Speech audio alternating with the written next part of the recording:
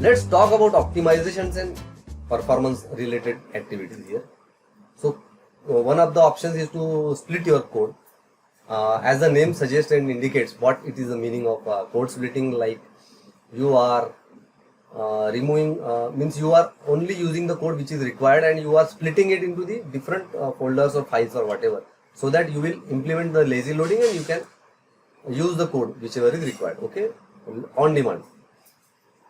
You can configure also in the dynamic. I shown you, right, in the previous video I shown you how to implement the code splitting, how to implement, have multiple entry points and multiple output paths, right? So remember that, you can do that. And this is the kind of checking the lazy loading kind of stuff. If module 1 is implemented or loaded, then only use that, otherwise show the error or handle the error smoothly. That's what is shown.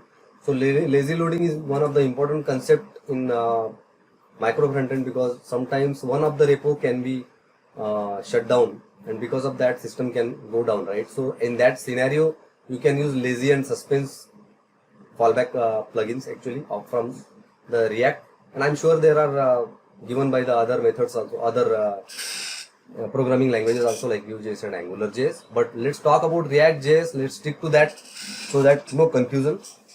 What I am doing by implementing lazy loading is I am trying to import that into the button variable, and if that is implemented, that is loaded, then I'm checking here, means I'm wrapping by the react.suspense and fallback system. If button is not loaded, I will show loading symbol. As soon as it is loaded, within 1 second, 2 seconds, 3 seconds, I will show the button component. That's it. That's what I have to implement.